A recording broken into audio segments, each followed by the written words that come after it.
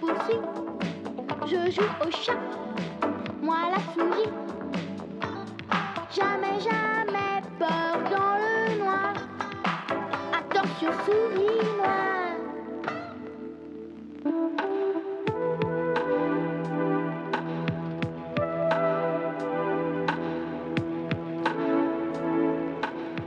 On ne se méfie jamais assez de l'eau qui dort et de la verte campagne, aussi calme en apparence que la surface du lac noir, qui au fond rouille de monstres. Si l'un d'eux remonte et échoue sur la rive, méfiez-vous, surtout si c'est un cadavre. C'est ma copine Caroline qui en sait quelque chose.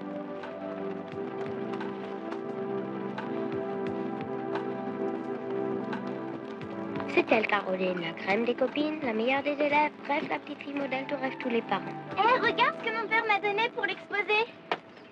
Eh ben, dis donc, c'est la pêche miraculeuse, hein. Même Jackie Roustan, qui dort tout le temps, il va m'écouter bouger. On parie 10 nounours. Sacrée Caroline, en avant pour les truites.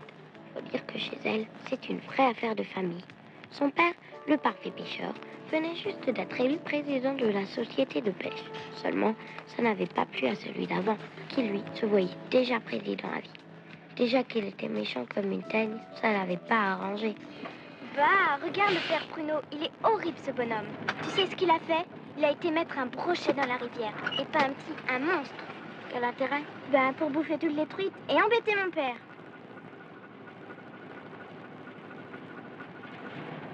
Ainsi, la guerre était déclarée entre le père Pruneau et le papa de Carolinette.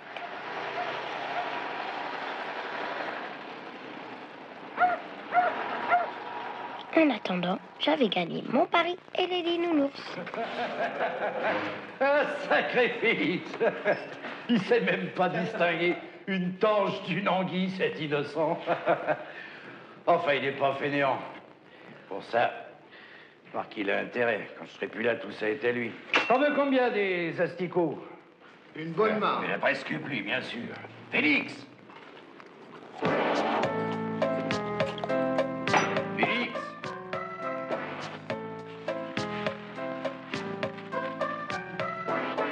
Et vous, les poulettes? 10 nounours, s'il vous plaît. Et une souris. Ouais. Eh.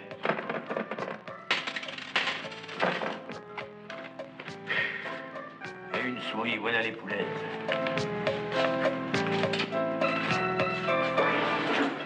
Souris.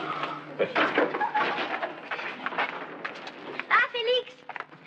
Tu vas à la rivière, tu nous emmènes? Bah oui, allez, roulez jeunesse. Merci.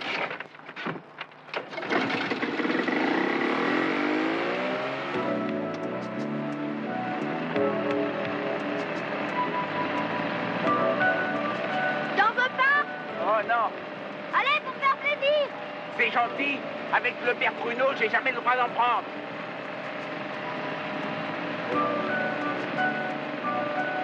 Sacré Félix, t'as tout de suite compris que la souris assaisonnée aux asticots, c'était vraiment pas un cadeau. Mais t'as fait comme si de rien n'était. T'étais plus à une moquerie près. Depuis le temps que les gens riaient de toi, pour un rien, t'étais entraîné.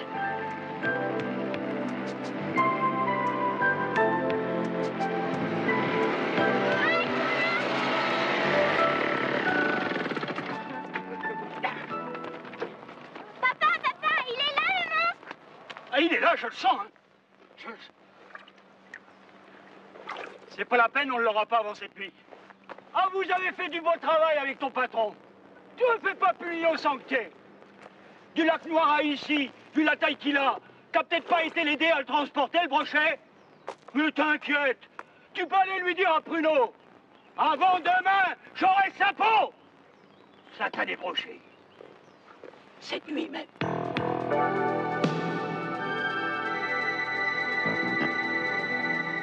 Le lendemain matin, je me demandais dans quel état j'allais retrouver Carolinette, si jamais elle avait passé la nuit à pêcher le brochet avec son père.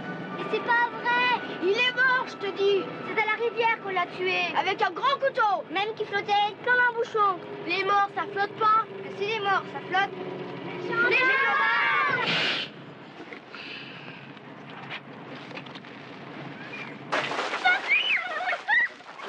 Non, Caro.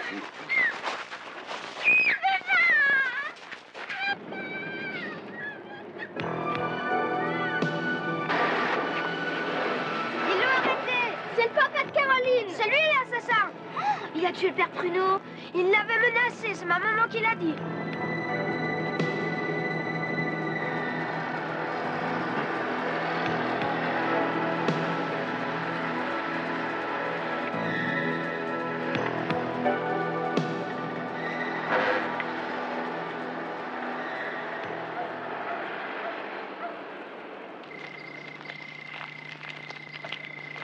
Ils se moqueront plus, va. Tiens, effectivement sans chagrin.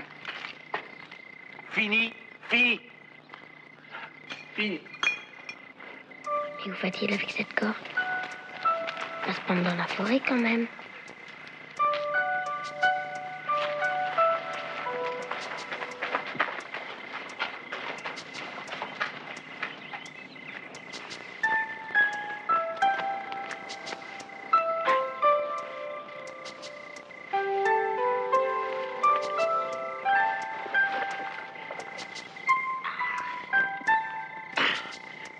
C'est qui, malin? Félix. Parmi moustaches, Félix, un braconnier? Je l'aurais pas vu, je l'aurais pas cru. Debout là-dedans. Oui, oui. Dépêche-toi, on va à la rivière éclaircir tout ça. C'est toi le témoin dans cette affaire. Et mon témoignage, il compte pour du beurre. On est trop petits. Une preuve n'est jamais trop petite quand on la donne aux gendarmes. Surtout quand ils pédalent dans la semoule. Et en ce moment, crois-moi, ton père, il peut dire adieu à la pêche à la ligne. Hein. Et pour un bon bout de temps. Alors à cheval, vite. Bon, revenons-en à la nuit du crime. Je vous l'ai déjà dit. Je venais enfin d'attraper ce satané brochet. Ma fille l'avait dans l'épuisette. Je vais relever l'autre ligne. Impossible. Il a tiré. C'était plein de sang. Il y avait le père Pruneau avec un couteau dans le dos.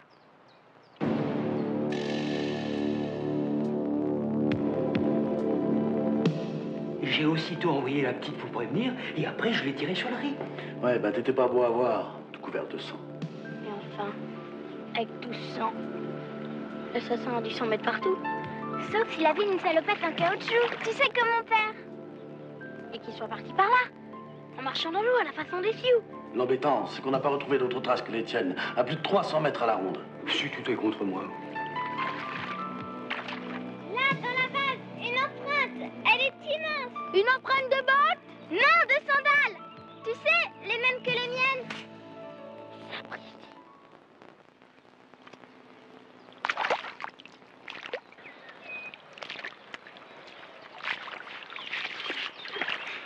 Petite morveuse. Carotte, reviens derrière toi.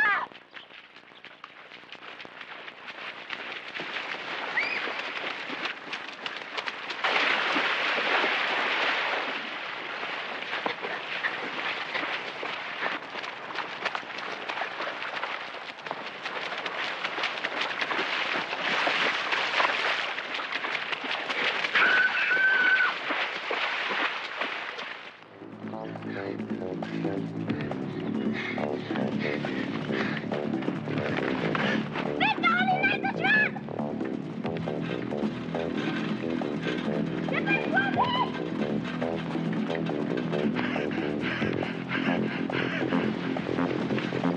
Saleté. Ah, Félix. Ah, Félix. Je vais vous arranger, moi. Vous pouvez toujours courir.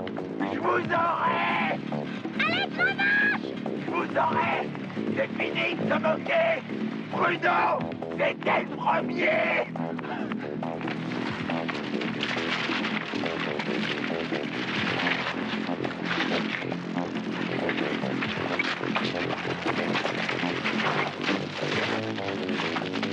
Caroline, regarde les gamins.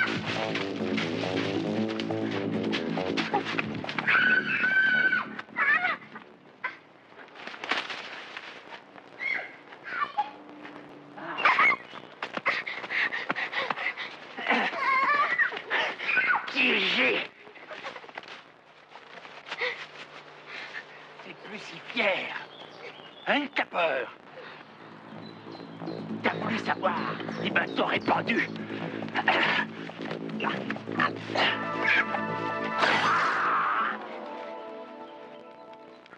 Je vous maudis tous.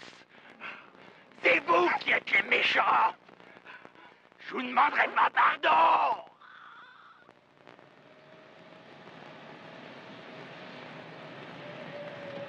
Heureusement que Caroline a insisté pour qu'on trouve la preuve. Caroline, elle est merveilleuse. Et dire qu'ils l'ont cru coupable.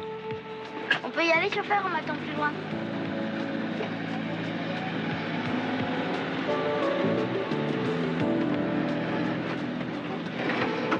Après coup, tout semble facile. Mais j'oublierai pas que cette fois, le coupable était l'innocent du village. Qu'il l'avait tué que parce qu'il était trop malheureux.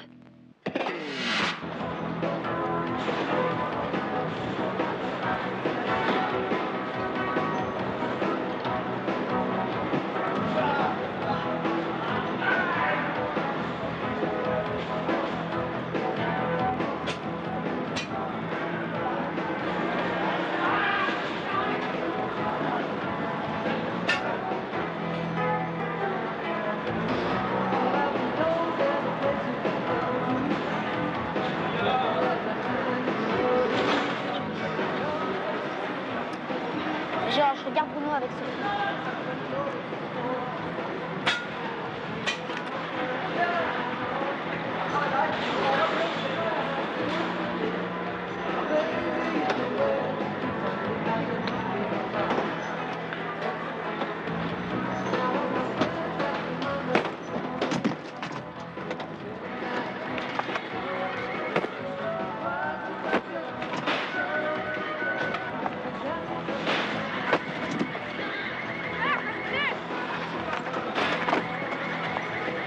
Touche encore une fois ma soeur, je te massacre.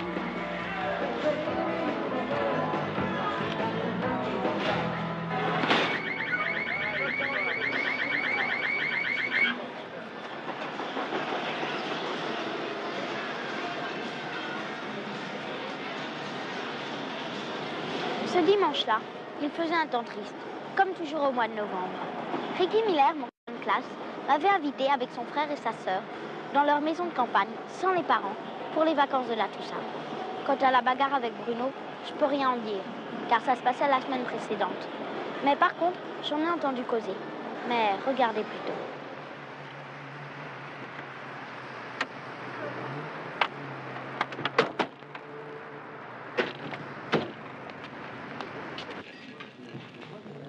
Tiens, voilà plutôt.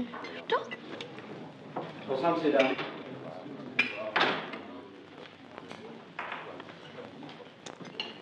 Bonsoir les enfants. Bonsoir, chef. C'est bien ta voiture qui est mal garée dehors? Ah oui, bah vous le savez bien, chef. Bon, on passe pour cette fois. Ça nous économise 5 bornes, on allait justement chez toi. Et qu'est-ce que vous nous voulez, chef? Bruno Ségurin a disparu depuis 2 jours. Et ses parents s'inquiètent sérieusement. On a ratissé tous les endroits où il aurait pu se cacher, mais sans succès. Disparu? Mais il est majeur, non? Il est peut-être en balade, tout simplement. Et puis, de toute façon, on le connaît à peine. Assez quand même pour que tu lui casses la gueule. Qu'est-ce qui s'est passé à cette fête foraine? Répondez. Pourquoi vous êtes-vous battu? Mais il a recommencé à ploter Sophie. Moi, je supporte pas qu'on emmerde ma sœur. Oui, c'est vrai, mais ce n'est pas si grave que ça. De toute façon, on l'a pas revu depuis. Mais de toute façon, on n'a aucune intention de le revoir. Bon. Si vous entendiez quoi que ce soit à son sujet, vous me prévenez. D'accord, chef, on fera comme vous dites.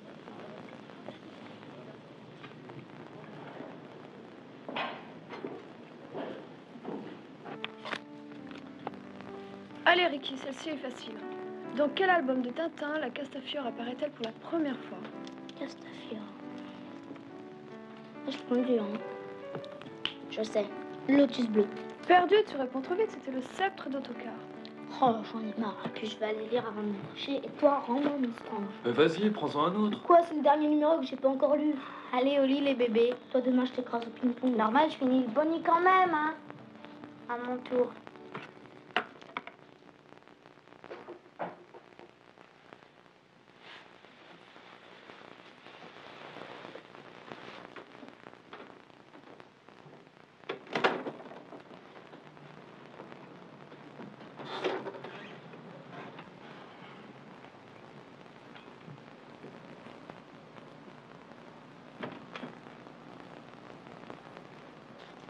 Et Georges, qu'est-ce que tu faisais dans la remise? Hein, quoi, dans la remise? Je rangeais ton disque en cassé. Mais d'abord, comment ça se fait que tu dors pas, toi? Et tu ranges à tourne-disque la nuit, toi? T'es pas bien? Bon, écoute, maintenant t'éteins la lumière et tu dors, ok?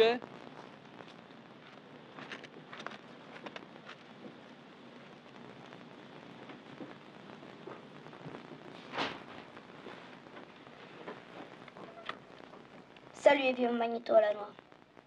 Aujourd'hui, on a fait une grande balade et on s'est bien éclaté. Vanessa passe le week-end avec nous, et je trouve que pour une fille, elle est drôlement sympa. J'ai encore perdu au Trivial Poursuite, comme d'habitude. C'est un jeu complètement idiot. Et ce soir, Georges a dit qu'il rangeait un tourne-disque qu'on avait cassé. J'ai bien vu qu'il baratinait. Bon, j'irai vérifier ça demain. Par ça, cet Andrew de Brno a disparu. Pas vraiment gentil, mais il joue bien au foot.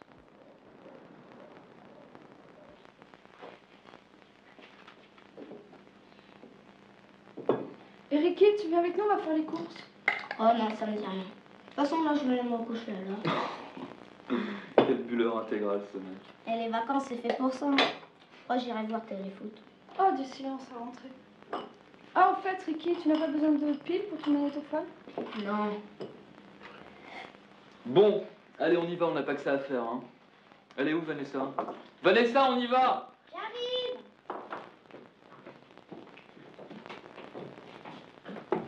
Salut, Ricky. Qu'est-ce qu'il a ce matin, lui?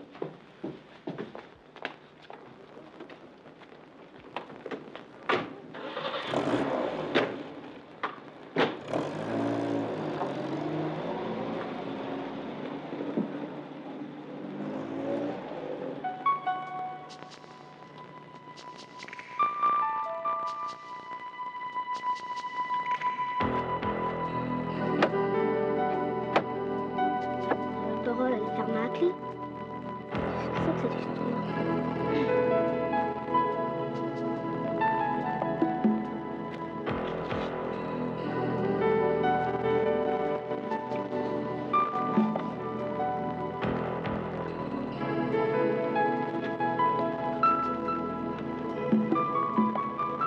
Qu'est-ce que c'est que ça? Merde, du son.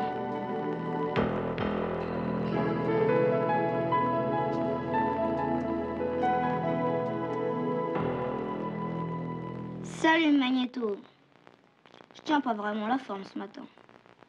Renaud Séguin toujours dans la nature et Georges raconte des mensonges aux gendarmes. En plus, il prépare quelque chose de secret dans la remise. Pour tout te dire, je suis inquiet. T'as raté ton émission de foot. La vie est pleine de menteurs. Qu'est-ce que tu dis, Ricky? Non, rien. Je réfléchis à tout. Regarde, quand ils disent suivant la qualité du sol, c'est parce que s'il y a des tremblements de terre, il y a forcément moins d'habitants.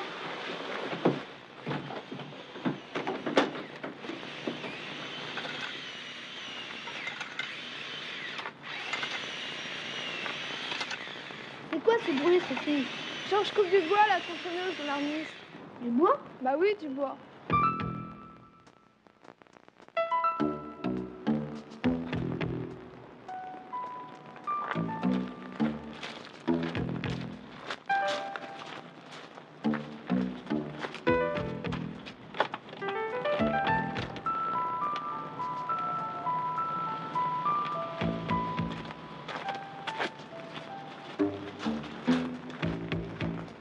Ricky, on va à la fête. Tu viens avec nous?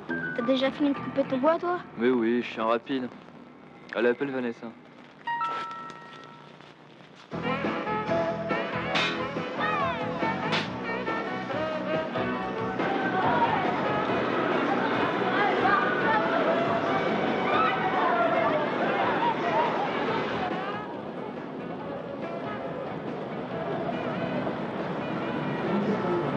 Alors comme ça, t'as pas vu Bruno depuis dimanche dernier. Bah tu le sais bien. D'ailleurs, si je l'avais revu, je l'aurais dit plus tôt. Et alors pourquoi la porte de la remise est fermée à clé? Oh, pour faire parler les curieux.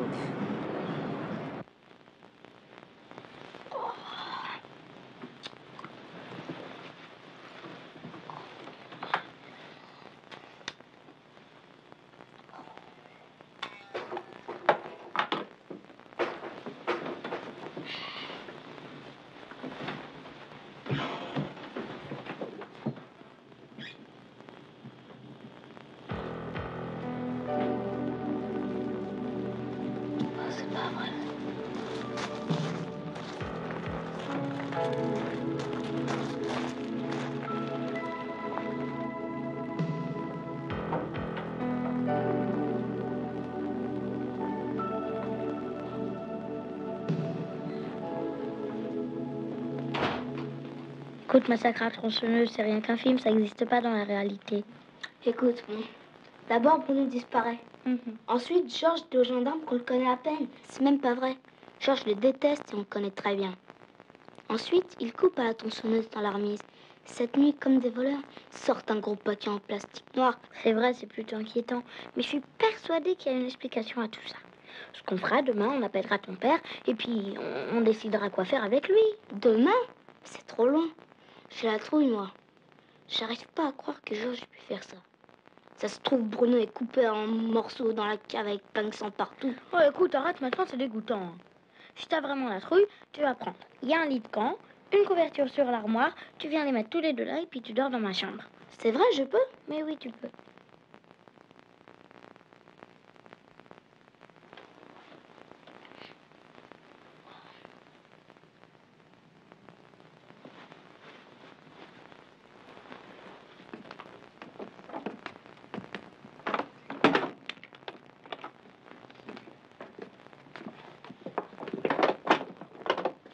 Mais t'es fou, Ricky, pourquoi tu t'enfermes?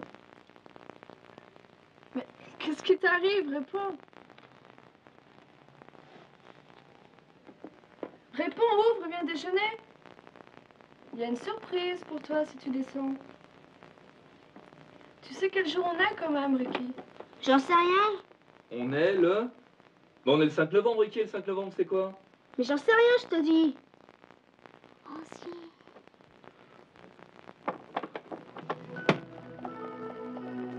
Bah alors, bon anniversaire, Ricky.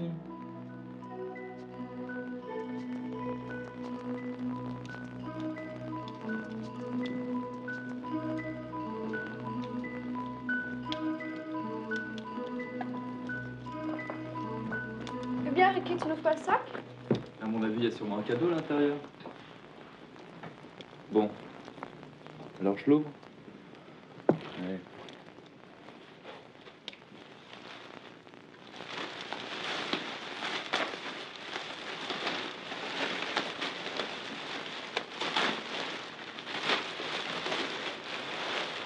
C'est Georges qui l'a peint en rouge. Je l'avais caché dans la remise.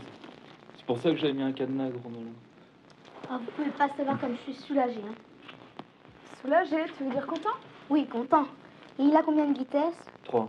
3? Mm. Ouais, c'est bien ça. Joyeux anniversaire.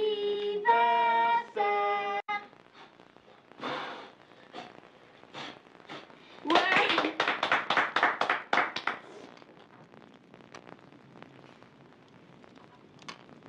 En fait, elle est partie où, Vanessa? Elle a filé sans rien dire, elle doit pas être loin. Tiens, la voilà. Joyeux anniversaire. Oh, merci. Mauvaise nouvelle. Bruno Segura est à l'hôpital. À l'hôpital, qu'est-ce qui lui est arrivé? Tout le monde en parlait au village. Il empruntait une moto pour rejoindre des copains en Belgique. Puis il s'est écrasé contre un arbre près de la frontière. On dit qu'il est blessé à la tête. À la tête? Mais c'est grave. Ça, j'aurais jamais cru. Que ça puisse arriver à quelqu'un qu'on connaît. Qu'est-ce que t'as? Rien, rien. Toujours d'accord.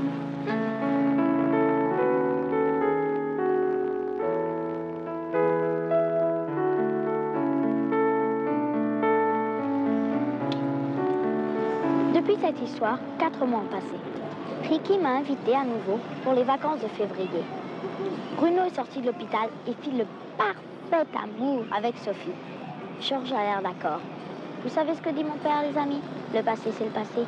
Regardons l'avenir en face. Pas mal tourné, non?